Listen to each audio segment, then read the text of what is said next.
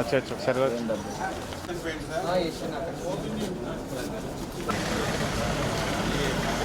అయ్యే తలజిల్లేడు అంటారు అదే ఏంటంటే ఒకసారి వాష్ చేయాలి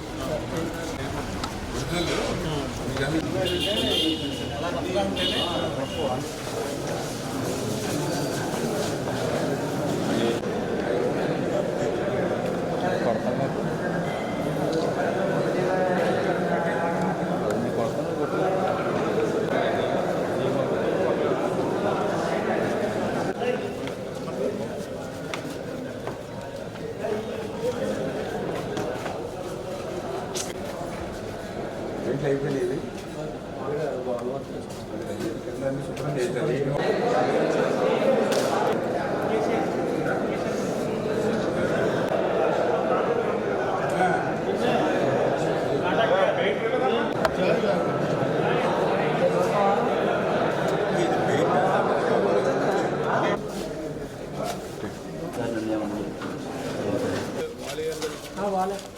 ఏం చేస్తారు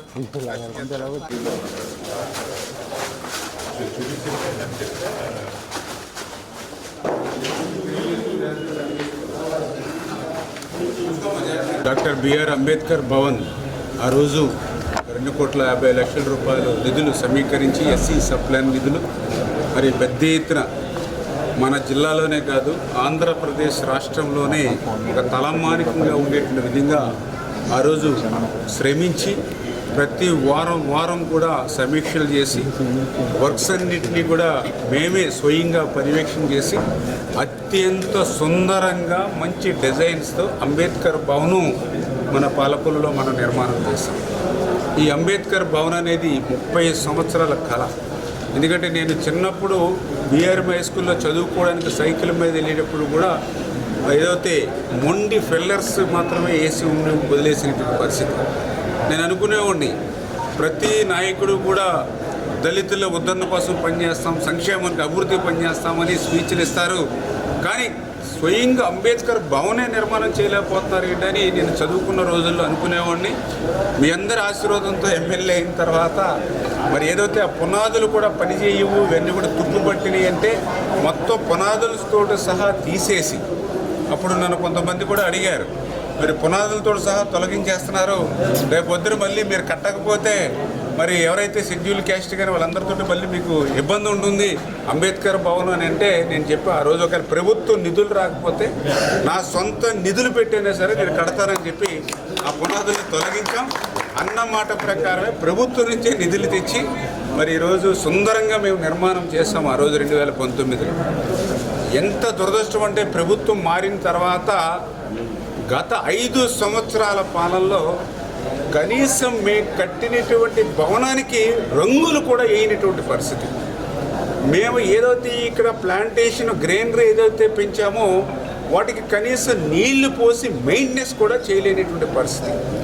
ఏదైతే ఇక్కడ 4-5 సంవత్సరాల వాడుకలో అటు టైల్స్కి కానీ లేదంటే ఇక్కడ ఏదైతే వంట చేసుకోవడానికి చిన్న ఆ షెడ్ కానీ, అదేవిధంగా టాయిలెట్స్ క్లీన్కి చిన్న రిపేర్స్ కానీ, అదేవిధంగా ఏదైతే హాల్లో ఫర్నిచర్ కానీ రూమ్స్లో ఫర్నిచర్ కానీ ₹1 అంటే ₹1 కూడా 5 సంవత్సరాల్లో జనరేటర్ను కూడా ఏర్పాటు చేయలేనిటువంటి పరిస్థితి.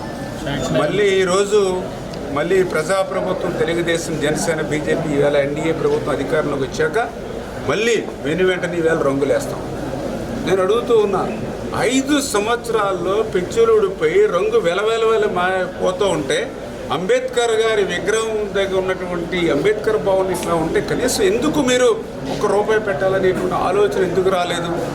అంటే మీకు ఓట్లు కావాలి, కానీ వాళ్ళకి పనులు చేసేటువంటి ఓపిక ఉండదు, సమయం ఉండదు, తీరిక ఉండదు. అని ఈరోజు మా ప్రభుత్వం ప్రజాప్రభుత్వం. అందుకే ఈరోజు మళ్ళీ కలకల్లాడేటువంటి విధంగా పెయింటింగ్సే కాదు, ఆ జనరేటర్ను కూడా మేము ఈరోజు శాంక్షన్ చేసాము. జనరేటర్స్ కూడా తొందరలోనే అవి కూడా టెండర్స్ పిలిచి అవి కూడా అరేంజ్ చేస్తాం.